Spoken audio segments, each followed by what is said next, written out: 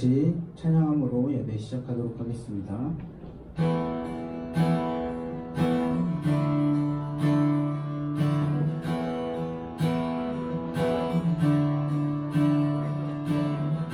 하늘 위에 주님 앞에 내가 사모할 자 이 세상에 없네.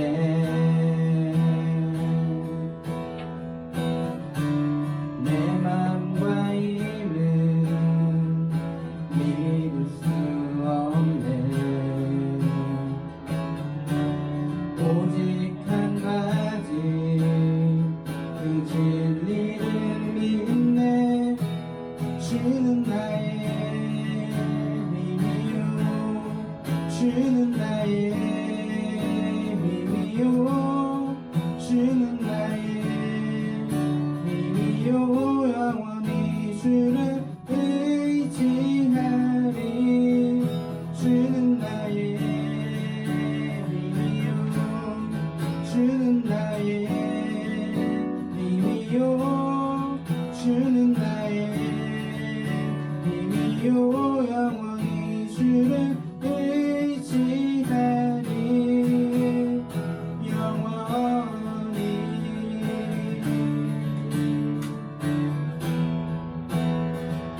하늘 위에 주님밖에 하늘 위에 주님밖에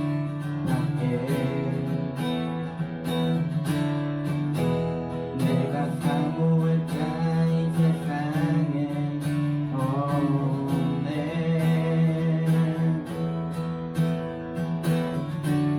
내 맘과 힘을 믿을 수 없네.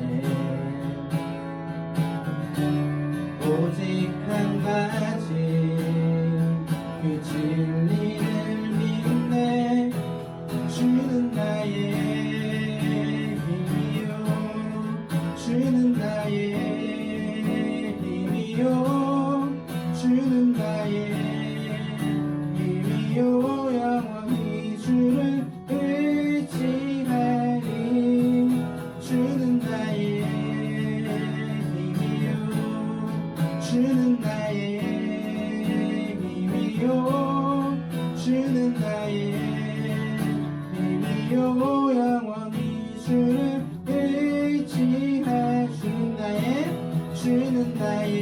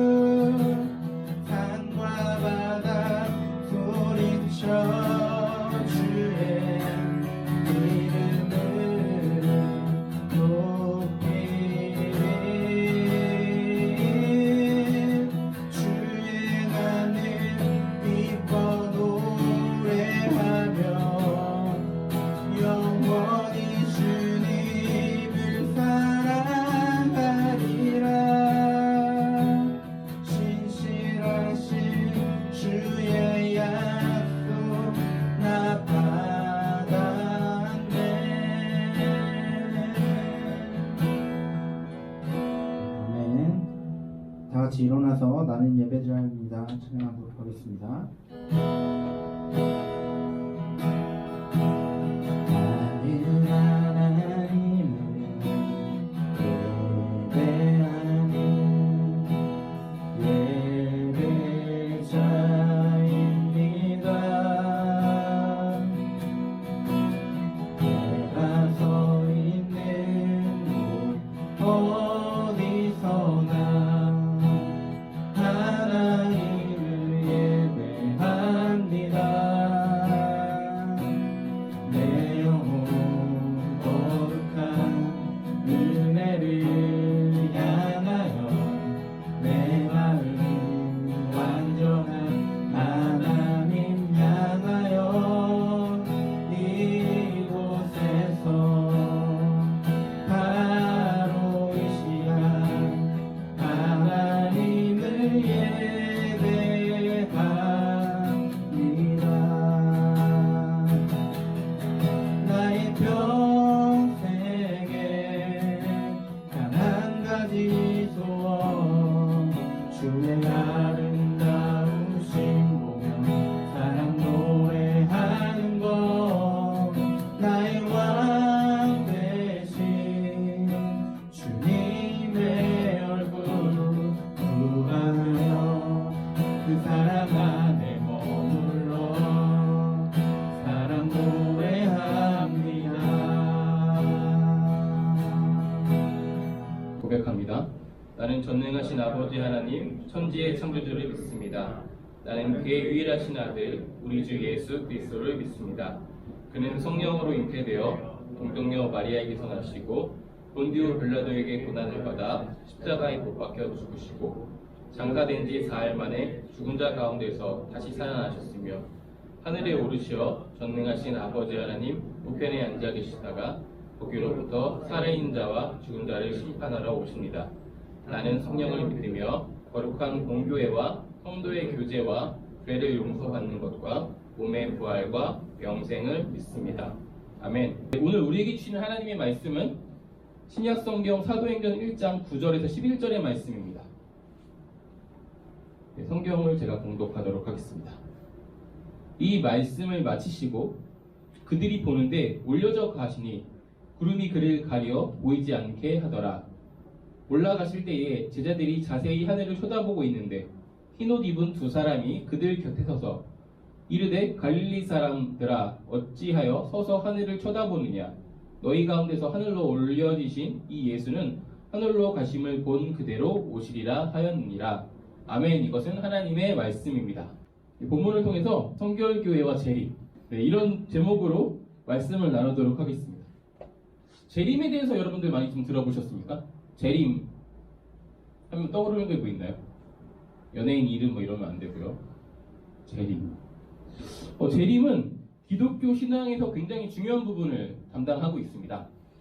우리가 예수님을 믿는다 이렇게 고백할 때는요, 예수님을 믿을 때는 예수님의 탄생, 그리고 죽음, 부활, 승천, 재림 이 5가지를 믿는다라는 의미를 담아서 예수님을 믿는다라고 고백을 하고 믿는데요. 예수님의 탄생은 우리가 많이 기념하고 있습니다. 크리스마스, 성탄절에 예수님의 탄생을 정말 기뻐하고 예수님 믿지 않는 사람들까지도 다 기념하고 있습니다. 죽음과 부활은 이렇게 사순절 그리고 또한 부활주의를 맞이하여서 기억하고 기념하고 기뻐하고 있죠. 그런데 그거에 비교적으로 승천과 재림은 많이 다뤄지지는 않고 있어요. 좀 안타까운 내용이기도 해요. 특별히 우리 성결교회는요, 사중복음이라는 신앙의 유산을 가지고 있습니다. 들어보신 적 있나요? 사중복음. 사중복음은 중생, 성결, 신유, 재림 이 4가지를 가지고 사중복음이라고 부르는데요. 다른 말로는 순복음 아니면은 온전한 복음, 영어로는 풀 가스펠 이렇게 불리는 그런 복음입니다. 그래서 이 4가지의 복음을 다 전해야지 된다 이런 의미를 담고 있어요. 그래서 이 사중복음이 전도 표제이기도 합니다. 그래서 우리는 이 사중복음에 따라서 수련회를 준비하고 있는데요. 그래서 작년에 우리가 어떤 주제로 말씀을 나눴었나요? 신유라는 제목으로 힐링 캠프를 진행했었고 이번 주는 올해는 재림이라는 주제를 가지고 이야기를 나누고 있는 것이죠. 그럼 뭐 내년에는 뭘까요? 중생이겠죠? 네. 이런 흐름인 것입니다. 여러분들도 들어본 적이 있는 말이 있어요. 종말, 말세, 마지막 때 이런 말 좀 들어보셨을 것 같아요. 질문을 좀 해보고 싶습니다. 여러분들은 언제 종말이 온다고 생각하세요? 아니면 어떻게 내가 종말이라는 것을 알 수 있다고 생각하십니까? 뭐 한 번도 생각해 본 적이 없습니까 혹시? 나랑 상관없는, 나는 지금 오늘 하루가 너무 급급해요. 나 오늘밖에 안 살아요. 뭐 이렇게 살고 있는 사람들인가요 혹시? 종말에 대한 음모론들이 상당히 많이 있어요, 그렇죠? 저는 되게 많이 들어봤었는데요. 대표적인 것으로 뭐 노스트라다무스의 예언, 1999년에 지구가 멸망한다. 또 그런 말이 있었고, 2000년이 되면 뭐 모든 컴퓨터 전산이 오류가 돼서 핵전쟁이 발발해서 지구가 멸망할 것이다. 밀레니엄 그런 게 있었죠. 그거 말고도 굉장히 많이 있습니다. 마야 달력에 뭐 2012년까지밖에 없다. 그래서 그 다음은 멸망하는 것이다. 뭐 이런 것도 있었고, 뭐 소행성이 지구에 충돌할 것이다.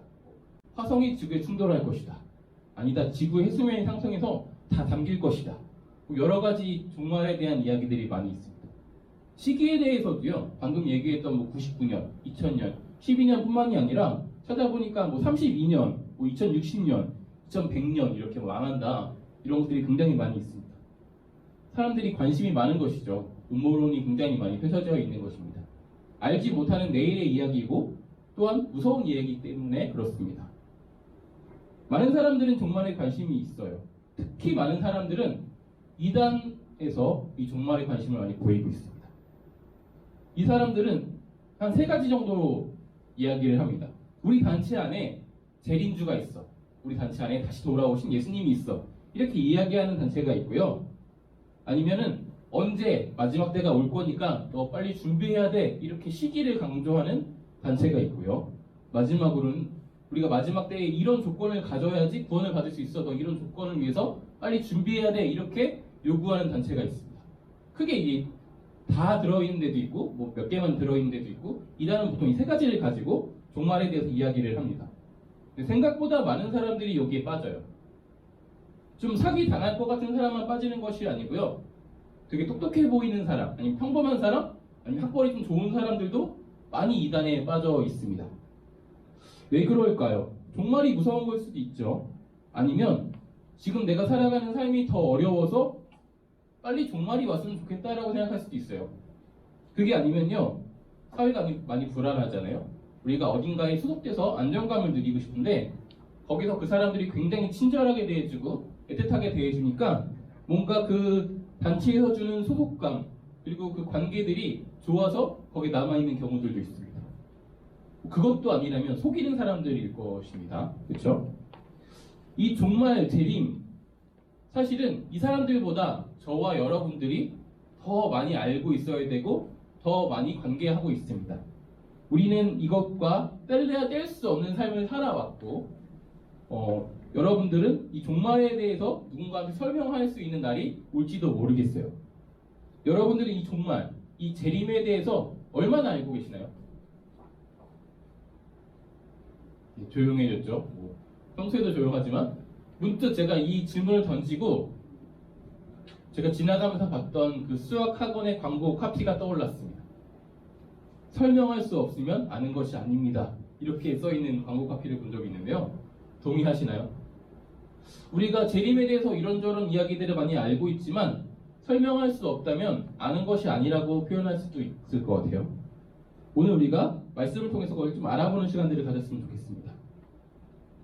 성경이 기록되었던 시기를 살아가던 그런 성도들은 뭐 이런 것에 많은 의미를 부여하지 않았어요. 왜냐하면 자기들이 살아있는 이 시간에 예수님께서 오실 것이다 라는 믿음이 있었습니다.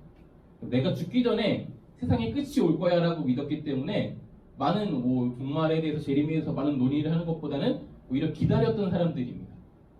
그런데 우리가 아는 것처럼 예수님은 그렇게 생각보다 빨리 오지 않았어요. 지금까지도 오시지 않았죠. 그래서 사람들이 이것에 대해서 많은 고민들을 하기 시작했고 논의를 하기 시작했습니다. 그러면서 해석을 하기 시작했는데요. 특히 요한계시록 20장에 나와 있는 예수 그리스도의 재림과 천년왕국이라는 것에 대해서 많이 고민했습니다. 이 시기에 대해서 고민을 한 것이죠.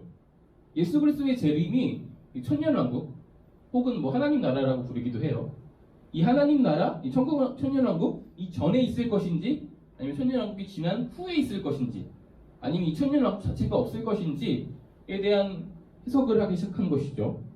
그리고 또한 이 말씀을 문자 그대로 받아들여서 써있는 그대로 믿을 것인지 아니면 비유와 상징으로 여겨서 거기에 의미를 부여해서 다른 의미로 해석할 것인지에 대한 고민을 하고 논의를 하기 시작합니다. 그래서 재림에 대한 세 가지 갈래의 믿음, 신앙들을 가지게 됐어요. 이것을 후대 학자들은 각각 전천년설 혹은 후천년설 그리고 무천년설 이렇게 부르기 시작했습니다. 말 그대로 전천년설은 문자 그대로 해석을 한 이야기입니다. 그리고 후천년설과 무천년설은 성경을 비유적으로 상징적으로 해석한 겁니다. 전천년설은 말 그대로 천년왕국 이전에 그리고 후천년설은 천년왕국 후에 예수님이 오신다는 재림에 대한 믿음인 것입니다. 역사적으로는 어땠을까요? 초대교회가 세워지기 이전에 사도들이 등장했고 이 사도들이 있을 때 초대교회가 세워지고 그리고 그 계승이 돼서 법사도 시대, 교부 시대 이렇게 시간이 흘러서 3세기까지 전천년설 성경에 써있는 그대로 믿어왔어요. 그렇게 믿어왔다가 이제 4세기 말경에 티코니우스 처음 들어보죠? 이렇게 넘어가시고 아니면 어거스틴 들어본 적 있죠? 이 어거스틴이라는 사람이 등장하면서 다른 이야기를 합니다. 후천년설이 좀 더 우리의 신앙에 맞는 것 같다. 그래서 종교개혁자들은 대부분 이 후천년설을 믿어왔어요. 우리가 알고 있는 루터나 칼뱅이나 그리고 우리의 어떤 신앙의 선배라고 표현하는 존 웨슬리 또한 이렇게 후천년설을 이제 믿어왔습니다. 그런데 17세기 영국의 청교도 운동이 일어납니다. 이 운동과 함께 다시 성경을 써있는 그대로 믿어야 된다라는 운동이 같이 일어나게 되고 다시금 전천년설이 부흥하게 돼요. 그리고 19세기가 들어서는 미국에서 한 운동이 있었는데요. 대각성 운동이라는 게 있었습니다.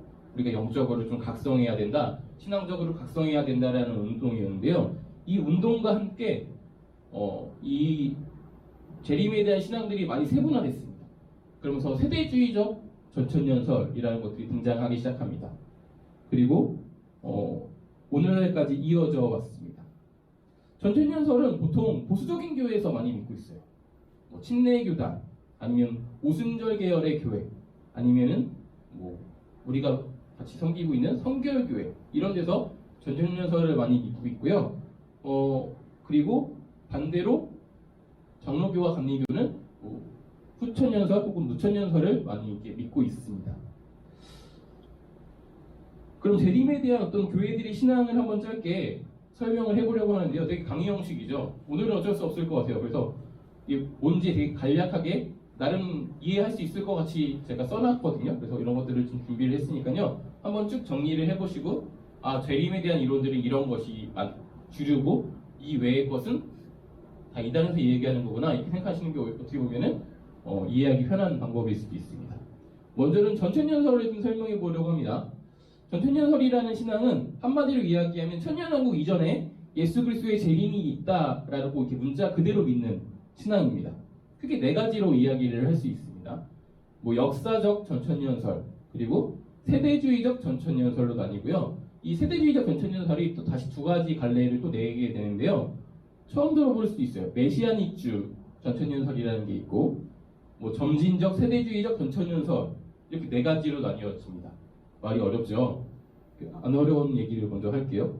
역사적 전천년설이 뭐냐? 재림이 있기 전에 예수님이 오시기 전에 적그리스도가 등장할 것이다 이렇게 믿고 있어요. 그래서 성도들을 어렵게 할 것인데 7년간의 대환란을 일으킬 것이다 이렇게 얘기합니다.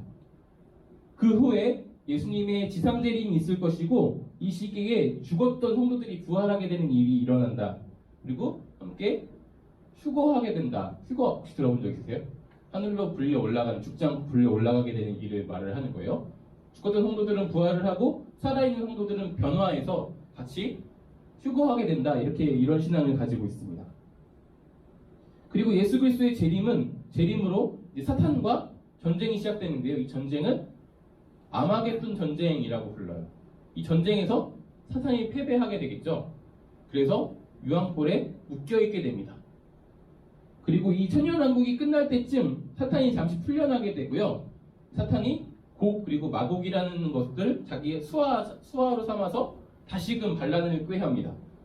이 전쟁을 곡과 마곡의 전쟁이라고 불러요. 성경에 이렇게 나오고 있는데요. 이때 사단은 다시 한번 패배를 하고요. 그래서 결박되어서 영원히 유황불에 던져지게 된다. 그리고 이때 악인들이 이때 부활을 합니다. 악인이라고 표현하는 사람들은 예수님을 믿지 않는 사람들을 이야기해요. 이 악인들이 다시 부활하게 되고 최후의 심판이 이때 일어날 것이다. 그래서 악인들은 지옥의 불로, 그리고 구원받은 성도들은 새하늘과 새 땅에서 영생하게 될 것이다 라고 믿는 것이 이 역사적 전천년설입니다. 이와 되게 비슷한데요. 세대주의 전천년설이라는 게 있어요. 차이는 이 세대주의라는 말에 있어요. 세대주의가 좀 딱 와닿지 않는데요. 성경을 세대로 구분합니다. 뭐 예를 들면 뭐 죄가 없던 시대, 아니면 뭐 양심으로 살아왔던 시대, 아니면 사람들이 통치했던 시대, 뭐 이런 식으로 해서 7가지로 구분을 하고요. 각각 다른 구원의 방식들이 있었다 이렇게 믿고 있습니다. 이런 관점으로 재림에 대한 신앙을 갖고 있는 이것이 바로 세대주의적 전천년설인데요. 특징이 있어요. 이스라엘에 굉장히 관심이 많습니다. 이스라엘이 다시 회복될 것이다 이런 신앙을 가지고 있습니다. 7년간의 대환란 이전에, 그리고 성도들은 환란을 받지 않고 공중 재림하신 하나님과 예수님과 휴거하게 될 것이라는 신앙을 가지고 있어요. 이 두 가지가 독특한 특징입니다. 그러니까 성도들은 환란 받지 않게 된다라는 거예요. 환란 이전에 예수님께서 공중 재림하시는데 이때는 예수님 믿지 않는 사람들은 알지 못하게 비밀스럽게 오시고, 그때 죽었던 사람들이 부활하게 되고, 그리고 살아있던 사람들은 변화해서 하늘로 올라가게 되고요. 이 이후에 7년 동안의 대환란이 일어납니다. 그래서 성도들은 환란을 겪지 않는 것이죠. 이 7년간의 대환란 시기에 이스라엘이 회복되는 그런 시간들이 들어가 있어요. 7년을 또 반으로 뚝 잘라서 3년 반은 좀 비교적 편안한 시기, 3년 반은 정말 많이 힘든 시기로 나눠서 이해하고 있는데요. 그래서 이 비교적 편안한 시기에 이스라엘이 다시 회심을 하게 되고 하나님께 돌아오게 되고 믿지 않은 성도들이 하나님을 믿게 되는 그런 일들이 일어나고요. 이후에 3년 반의 시기에는 사탄이 다시 내려와서 이 지상을 통치하면서 여기서 이렇게 세계 정부를 통해서 통치할 것이다 이렇게 표현하는 사람들도 있습니다. 그런 신앙을 가지고 있는 거예요. 이 신앙이 끝나면 이 7년의 시간이 끝나면 예수님께서 그 휴거했던 성도들과 다시금 재림하실 것인데 이때 모든 사람이 알 수 있는 지상 재림이다 이렇게 표현을 하고요. 그때 다시 한번 부활이 일어납니다. 이 환란 시간 동안 죽었던 성도들이 부활을 하게 되고요. 아마겟돈 전쟁과 함께 예수님께서 승리하시고 이후에 좀 전에 설명했던 내용과 비슷하게 흘러갑니다. 그리고 이 천년왕국의 시기는 이스라엘이 다시금 다윗 왕과 같은 왕조와 같은 강력한 나라로 이제 회복이 되어서 예수님 옆에서 유대인 주축으로 통치하게 될 것이다 이렇게 표현하고 있습니다. 이때는 제사가 회복될 것인데 이 제사는 구원과 상관이 없고 그냥 상징적인 의미로 계속적 끊어지지 않는 이 제사가 드려질 것이다 이렇게 이야기를 하고 있습니다. 이것이 세대주의적인 전천년설을 이야기해요. 어렵죠 좀. 그리고 이거는 정말 가볍게 듣고 넘어가면 되는 두 가지 설이 있는데요. 이것이 바로 얘기했던 메시아닉주 전천년설이에요. 메시아닉주라는 말을 처음 들어봤을 것 같아요. 주는 유대인들을 표현하는데요. 유대인이지만 예수님을 믿고 있는 사람들을 메시아닉주라고 이렇게 불러요. 이 사람들이 가진 종말론은 너무나 당연하게 친유대적인 성경을 가지고 있는 세대주의적인 종말론을 가지고 있습니다. 그래서 이 사람들은 세대주의적 종말론의 신앙에서 이스라엘과 이방인의 구원의 시기와 방법들이 다르다 이런 것들을 믿고 있고요. 또한 문자적으로 천년왕국이 일어날 것이고 이때 유대인들이 회복되어서 천년왕국에서 함께 통치할 것이다 이거에 동의를 하고 있어요. 그런데 우리가 동의할 수 없고 이 사람들도 방금 이야기했던 것과 차이를 두고 있는 부분들이 두 가지가 있습니다. 하나는요, 성경에 보면 신약 성경에 보면요 교회를 영적인 이스라엘로 표현을 하고 있고요.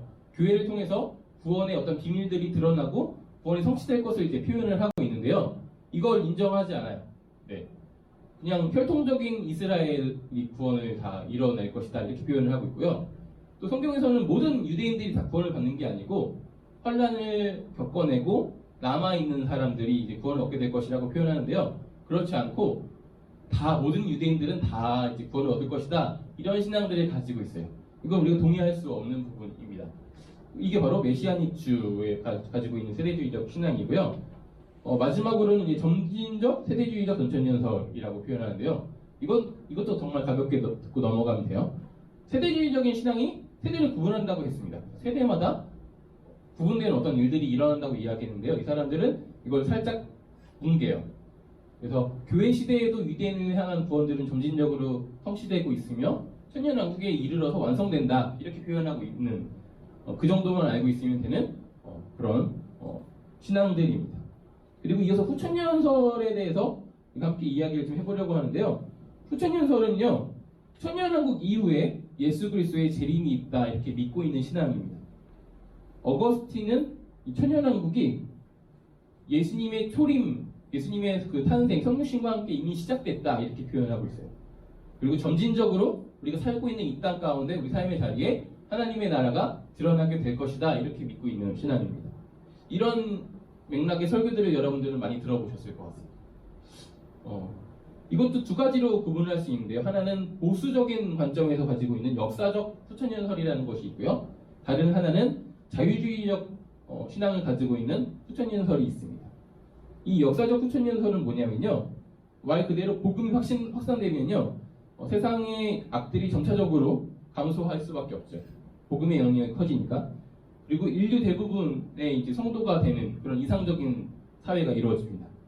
문자적인 어떤 천년왕국이 드러나는 것이죠. 하나님의 말씀이 정말 상식이 돼서 그렇게 다 살아가는 사람들 모두가 예수님 믿는 그런 일들이 일어납니다. 그런데 천년왕국이 끝날 때쯤 결박됐던 사단이 올라와서 이 참신자가 되지 못한 자들을 하수인을 삼아서 세상을 어지럽힙니다. 그러면서 예수님 믿는 사람들을 넘어뜨리는데요. 세계적인 어떤 배교의 사건들이 일어나고 이 시기에 동일하게 환란이 일어나게 됩니다. 이 7년의 시기를 아마겟돈 혹은 곡가마국의 전쟁으로 표현을 하고 있고요. 여기는 뭐 대환란과 다 같은 맥락으로 보고 있는 것입니다. 그 절정 7년이 다 찼을 그 무렵에 예수님의 지상재림이 있고 모든 성도들은 이때 부활을 하며 여기는 모두가 성도니까 다 부활한다는 얘기예요. 부활하고 이때 최후의 심판이 있어서 뭐 지옥의 불못으로 던져지거나 새하늘과 새 땅을 기업으로 받게 된 일들이 일어난다고 믿는 그런 신앙입니다. 그리고 자유주의적인 어떤 신앙을 갖고 있는 후천연설은요, 예수님을 그리스도나 혹은 신이나 하나님의 아들로 생각하고 있지 않아요. 이 사람들은. 그리고 영적인 세계도 인정하지 않습니다. 당연히 재림도 없는 일이겠죠. 그런 일은 있을 수 없어요. 그렇죠? 우리가 눈에 드러나고 이성적으로 사고할 수 있는 것만 다 진짜거든요. 인간의 이성을 벗어나는 것을 인정하지 않고 있는 사람들이라서요. 이 사람들은 예수님의 가르침, 그것에 포커스를 둡니다. 예수님은 되게 도덕적으로 완벽한 사람의 모델이고 예수님은 위대한 스승이기 때문에 그 예수님의 교훈으로 이 세상은 점진적으로 유토피아가 일어날 것이다. 지상낙원이 성취될 것이다. 이 지상낙원이 바로 천년왕국이다. 이렇게 믿고 있는 사람들입니다. 그리고 이제 무천년설을 이제 이야기를 해보도록 할게요. 무천년설은 눈에 보이는 문자적인 천년왕국이 없다. 예수님의 어떤 지상 통치가 없다라고 보고 있는 관점입니다. 예수님의 초림을 통해서 이미 그때부터 가시적인 게 아니고 영적인 하나님 나라가 시작됐다, 이미 임했다 이렇게 고백하는 신앙입니다. 다른 표현으로는요, 이미 실현되고 있는 하나님 나라라는 표현으로 현천년설이라고 부르기도 합니다. 이 무천년설은요 20세기 이후에 굉장히 번성하기 시작했어요. 왜냐면요 후천년설을 믿는 많은 교회들이 다 이제 무천년설로 넘어왔기 때문이에요. 왜냐면 후천년설은 조금 전에도 잠깐 설명했지만 조금 희망적으로 세상을 바라보고 있었고 점진적으로 우리가 눈에 볼 수 있는 하나님 나라가 이 땅 가운데 드러날 것이라고 생각했던 사람들입니다. 그래서 이 사람들이 열심히 신앙대로 살아왔던 결과 뭐 노예제도도 폐지되고 세계도 도와지고 이런 일들을 겪게 되고 그 신앙을 갖고 있었는데 이 무렵 설명할 수 없는 일들이 벌어집니다. 세계적인 전쟁, 세계대전이 벌어지게 되고요. 그것이 연속해서 벌어지고 또 뭐 세계적인 대공황 사태가 이루어지고 이런 일들을 겪으면서 눈에 드러나는 어떤 유토피아가 세상낙원이 올 수 없다라고 이 사람들이 생각을 하게 됩니다. 그러면서 이곳으로 넘어가게 되거든요. 그래서 우리가 알고 있는 장로교회와 감리교회는 보통 이 무천년설을 믿는 신앙들을 가지고 있습니다. 예수 그리스도의 초림 이후에 시작되는 것이 바로 영적인 천년 왕국 하나님의 나라입니다. 이 천년이라는 것은 상징적인 숫자예요. 이 사람들은 비유적으로 보고 있고요. 이 시기는 성도들이 그리스도와 함께 복음의 권위로서 영적인 왕노릇을 하고 있는 시기다. 다시 말하면 성도들이 그리스도인으로 살아가면서 예수님을 따르고 있는 시기다. 이렇게 표현하고 있습니다. 그러면서 그리스도와 함께 복음의 권위를 가지고 있다. 그리고 예수님의 재림 직전에 사단이 노임을 당하면서 세계적인 배교와 대환란이 있고 이후에 예수님이 재림을 하시면 천년왕국이 끝나며 성도들과 악인은 동시에 부활하고 그리고 부활한 성도는 예수님을 영접하기 위해서 공중으로 불려 올라가게 되는 일을 이때 경험하게 되고 그러면서 최후의 심판이 일어나고 거기에 따라서 새하늘과 새 땅 혹은 지옥으로 갈리게 된다. 이렇게 믿는 신앙입니다. 여기까지가 재림에 대한 신앙의 전부 다예요. 되게 어렵죠. 7가지를 나눴는데요. 기억에 남는 것은 없어도 크게 3가지만 기억하시면 돼요. 전천년설과 후천년설과 무천년설이 있다. 그리고 무천년설은 보통 감리교와 장로교에서 믿고 있고 오순절 그리고 순복음 표현하는 거죠. 순복음교회나 아니면 성결교회나 침례교회는 보통 전천년설을 따르고 있다. 이 정도만 이해하고 있어도 여러분들은 굉장히 훌륭할 거예요. 여러분의 또래보다 더 많이 알고 있다고 확신할 수 있습니다. 그럼 우리 교회는 이 기독교 대한 성결교회는 어떤 재림론을 가지고 있느냐? 조금 전에 전천년설이라고 표현을 했어요. 그리고 그 이야기를 자세히 살펴보면요. 우리는 예수님의 공중재림을 믿고 있어요. 그래서 우리는 환난을 당하지 않고 휴거를 될 것을 믿고 있습니다. 그렇기 때문에 우리가 믿고 있는 신앙을 보면 세대주의적 전천년설이라고 불러야지 맞습니다. 그런데 여기서 머무르지 않았어요. 계속적으로 발전을 시켜서 이번에 계절교육이 이제 여름 수련회를 이야기하거든요. 이곳에 주제 강의를 이제 하시는 내용들을 들어봤는데 좀 발전된 개념, 좀 생소한 개념을 소개하고 있더라고요. 바로 성경적 전천년설이라는 것을 소개를 하고 있습니다. 이게 뭐가 다르냐? 되게 비슷해요. 예수님의 공중재림과 지상재림을 믿고 공중재림 때 성도들이 환란을 겪지 않고 휴가도 된다. 이런 것은 똑같아요. 차이점은요. 이 7년의 대환란 이후에 예수님이 이제 지상재림을 할 때 휴가됐던 성도들이 같이 내려오는 것도 똑같죠. 그러면서 이제 지상재림과 함께 천년왕국이 도래하면 유대인들이 회복되는 것이 아니라 다윗 왕조만 회복되는 것이 아니라 온전한 교회가 회복된다 이렇게 믿고 있어요. 그리고 다른 점 하나는요. 기존의 전천년설에서는 이 천년왕국 이전에 전쟁이 한번 일어난다고 했죠. 아마겟돈 전쟁이라는 것이 있다고 얘기했는데요. 여기에는 없습니다. 여기에는 그런 전쟁은 없고 천년왕국이 끝날 때쯤 이 전쟁이 한번 있는데 이것이 같은 부름이고 다르게 표현하는 것이다. 그래서 아마겟돈 전쟁과 목가마옥의 전쟁은 같은 것이다 라고 생각을 하고 있습니다. 그래서 그 전쟁에서 승리해서 이 땅에 새하늘과 새 땅이 성취된다. 이런 믿음을 가지고 있는 것이 성결교회가 가지고 있는 재림에 대한 신앙입니다. 예, 좀 이해하기 쉽죠? 이제 이렇게 설명하면 제가 이거 설명하냐고 정말 많이 책을 보고 열심히 준비했는데 여러분들이 이해된다고 하니까 갑자기 마음이 너무 놓이네요. 지금까지 우리가 성결교회라는 재림이라는 주제로 재림을 한 8가지 종류를 살펴본 것 같아요. 재림에 대한 신앙을. 우리는 예수 그리스도의 재림을 2000년의 교회 역사 동안에 한 번도 부인한 적이 없는 신앙인들입니다. 그리고 지금까지 소개한 이 재림에 대한 8가지 신앙들은 사실 모두가 성경적이기도 하고요. 어떤 것이 더 성경적이다 아니다라고 단언할 수 없습니다. 그 나름의 강점과 약점과 대답할 수 없는 부분들이 많이 남아 있습니다. 왜냐하면 믿음의 영역이고 아직 일어나지 않은 일이기 때문입니다. 우리는 기억해야 할 것은 예수 그리스도가 영광 중에 입체적으로 재림한다라는 신앙을 갖고 있다는 것을 부인하지 않는 것이고 또한 승천한 예수님 그리고 하늘을 보고 우리가 기억해야 할 것은요. 오늘 말씀 서두에 우리가 읽었는데 예수님이 승천한 모습을 보고 있던 사람들이 하늘만 보고 있었어요. 그러니까 두 천사가 나타나서 왜 하늘을 보고 있냐고 묻는 장면이 우리가 읽은 말씀 속에 등장하고 있는데요. 그렇게 언제 재림하실지 그것만 바라보고 있어서는 안 된다라고 얘기하는 것이죠. 우리는 오늘을 살아가야 하는 신앙인들입니다. 그래서 우리는 이 종말에 대한 신앙을 두 가지를 기억하면 좋을 것 같아요. 여러 가지 우리가 신앙적인 정말 재림에 대한 신앙들을 이야기해봤지만 재림은 사실 개인적으로 봤을 때는요 두 가지밖에 없어요. 세상의 종말이거나 내 삶의 종말이거나. 그렇죠? 세상의 종말을 8가지로 표현하든 10가지로 표현하든 사실 더 중요한 건 내 삶의 종말이 더 중요하거든요. 내가 내일 어떻게 될지 아무도 모르는 것이거든요. 내가 죽으면 그게 종말이잖아요.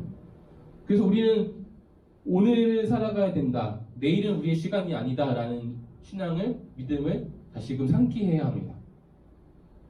우리에게는 개인의 삶의 종말 그리고 죽음이나 아니면 예수 그리스도의 재림을 통한 이 세상의 종말을 믿고 살아가는 신앙인이기 때문에 오늘 하루를 최선을 다해서 살아가야 돼요. 후회 없는. 그래서 그런 명언이 있잖아요. 내일 지구가 멸망한다고 할지라도 나는 사과나무 한 그루를 심겠다. 누가 한 말인가요? 아는 사람 있을까요? 스피노자가 했다라고 많은 사람들이 알고 있는데 그보다 한 500년인가 앞서서 루터가 얘기했다라고 이야기하더라고요. 아무튼 이건 신앙인들이 갖고 있어야 할 고백이라고 생각합니다. 내일 지구가 멸망해도 내일 내 삶이 끝난다고 하도 내가 오늘 최선을 다해 살아가겠다. 후회 없이 살아가겠다. 하나님 앞에서 그리고 사람들 앞에서 떳떳하게 살아가겠다. 이런 마음이 필요합니다. 다른 하나 우리가 기억해야 할 것은요. 종말을 두려워하는 것이 아니라 소망해야 한다라는 것을 우리가 기억해야 합니다. 특별히 성결교회의 신앙을 갖고 있는 여러분들은 대환란을 겪지 않고 하나님과 함께 휴거된다. 얼마나 은혜롭습니까? 예, 그렇죠? 저는 이걸 믿고 있어요. 환란을 겪고 싶지 않거든요. 7년의 환란이 없이 주님과 함께 휴거되어서 하나님과 함께 아름답게 어린 양의 혼인잔치 기쁨을 누리고 있다가 다시 내려와서 천년왕국 그와 함께 통치를 경험하게 되는 그런 은혜로운 종말을 기대하고 있습니다. 여러분들은 어떤 신앙을 갖고 있는지 모르겠지만 우리에게 재림, 우리에게 이 종말은 두려운 것이 아니다라는 마음은 여러분들이 알고 있으면 좋을 것 같아요. 누가 이것을 가지고 여러분들을 겁주려고 한다면 그것이 아니다라고 이야기할 수 있어야 된다라고 생각합니다. 그것이 우리가 방금까지 8가지 재림에 대한 설명들을 들었던 이유입니다. 재림은 두려운 것이 아니다. 날 겁줄 수 없다라는 것이죠. 오히려 우리가 소망해야 하는 것이다. 그래서 저와 여러분들은 재림을 소망하며 왜냐하면 예수님이 다시 보기 원하잖아요. 예수님을 보고 싶잖아요. 그래서 예수님에 대한 가르침을 그리고 예수님의 삶을 알아가면 알아갈수록 그 삶을 통해서 예수님을 경험하면 경험할수록 우리가 더 재림을 소망하는 신앙인이 되어야 되는 것이죠. 아, 그분 보고 싶다. 아, 그분 만나면 어떨까? 라는 기대와 소망 속에 우리가 재림을 기다릴 줄 알아야 된다는 것입니다. 그렇게 우리가 재림을 다시금 소망하고 예수님이 다시 오신다는 약속을 기억하는 저와 여러분으로 살기를 원합니다. 기도함으로 오늘 예배 그리고 오늘 우리들의 말씀을 나누도록 정리하도록 하겠습니다. 우리 기도할 때 우리가 재림에 대해서 사실 좀 관심 없이 살았던 것은 사실인 것 같습니다. 우리가 이것들을 좀 다시금 회개했으면 좋겠습니다. 내가 믿는다고 이야기하면서 내가 알려고 하지 않았던 나의 모습에 대해서 회개합니다. 그리고 다시금 오늘 내가 재림을 소망하는 그리스도인으로 오늘 하루에 최선을 다하는 신앙인으로 살아가기를 결단했으면 좋겠습니다. 주님 가르치신 기도로 오늘의 예배를 마치도록 하겠습니다. 하늘에 계신 우리 아버지, 아버지의 이름을 거룩하게 하시며 아버지의 나라가 오게 하시며 아버지의 뜻이 하늘에서와 같이 땅에서도 이루어지게 하소서. 오늘 우리에게 일용의 양식을 주시고 우리가 우리에게 잘못한 사람을 용서하여 준 것 같이 우리 죄를 용서하여 주시고 우리를 시험에 빠지지 않게 하시고 악에서 구하소서. 나라와 권능과 영광이 영원히 아버지의 것입니다. 아멘.